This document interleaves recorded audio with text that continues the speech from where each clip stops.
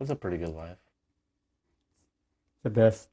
Bernie Whitebear began his life in Nispelem, Washington, on the Colville Indian Reservation. His family was poor, and as a child he had few kids his age to play with.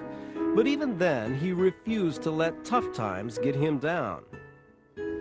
And he was always a nice kid, but a very curious person, you know. He liked people, and people liked him. Bernie's father was Filipino, his mother Indian. As he grew older, Bernie started identifying more closely with his Indian heritage. After serving in the Army as a paratrooper and Green Beret, Bernie moved west to the Seattle area.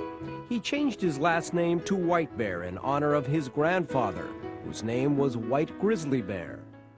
It was here that Bernie became an activist, joining Puyallup tribal leader Bob Satayacum in the battle for Indian fishing rights. Then, after seeing the plight of Indians who left their reservations only to struggle in cities like Seattle, Bernie made it his mission to improve their lives. Bernie's older brother, Lonnie Reyes. Before 1970 in Seattle, this was not a good place for Indians. You know, it's tough to get a job, there's prejudice. A lot of Indians were drunk, you know. Not because they couldn't really handle alcohol, it was because they couldn't handle life. That's how Bernie looked at it. Bernie Whitebear wanted change. He wanted to create a place where urban Indians could get the kind of help that they needed. And he wanted it to happen here, in what's now Seattle's Discovery Park.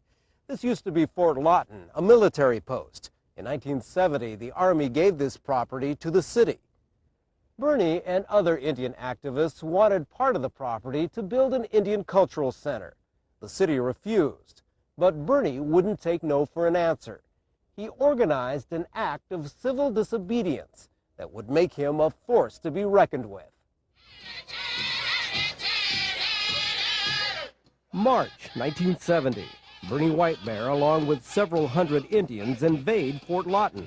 And then we got up this area here and through tarpaulins and things over the barbed wire, and just hundreds of Indians came over and went over into a meadow area over there and set up the teepees and waited for the Army. The Army came and skirmishes ensued as they tried to evict the Indians, but Bernie and his followers stood their ground. Well, we've definitely caused an embarrassment to this military reservation. News of the invasion spread throughout the country. Actress Jane Fonda came to voice her support. I'm not an expert on Indians. I just care, that's all. Support also came from other minority groups. King County Councilman Larry Gossett was then a young black activist who learned about Bernie Whitebear's leadership and his memorable humor. We climbed over the fence, and we always have our, you know, because brothers felt they had to be sharp, so we all had slacks on and starched shirts and black leather coats. Bernie's always been like a natural joker, prankster. And he said, this is funny, all our black brothers coming in here like they going to church or something. They so sharp, and all the Indians started laughing. The standoff at Fort Lawton lasted 3 months. In the end, Bernie Whitebear and his supporters triumphed. Congress ordered the city of Seattle to negotiate a settlement. It provided 20 acres of land and a 99-year lease.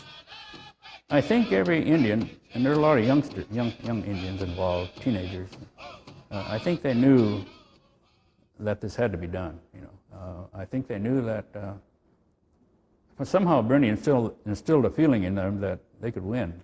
The victory at Fort Lawton made possible one of Bernie Whitebear's visions, the construction of the Daybreak Star Indian Cultural Center. Bernie. Daybreak Star became headquarters for the United Indians of All Tribes Foundation, created and directed by Bernie Whitebear. The United Indians Foundation provides a network of social services, from Head Start programs to education and employment opportunities for youth and adults. Along with the foundation, Bernie helped to create the Minority Executive Directors Coalition. He worked closely with Larry Gossett, Asian community activist Bob Santos, and Roberto Maestas of El Centro de la Raza. They became known as the Gang of Four, forming an alliance to deal with political, social, cultural, and economic issues facing their communities. my Estes Gossett, Whitebear, and myself, we said, listen, we have to go to the city council supporting each other's programs. You know, when we do stuff together, it's a lot more difficult for the powers that be to ignore us. In September 1997, Bernie Whitebear received news he could not ignore. He was diagnosed with colon cancer. Doctors told him he had only 5 months to live.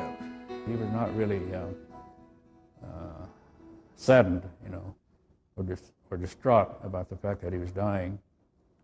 He just wanted to make sure that when he did die, that people were here to carry on. Bernie wanted them to carry on with his final vision, the construction of a People's Lodge that would include a museum, a performing arts center, and a potlatch house. He groomed Chief Financial Officer Michelle Sanadad to succeed him.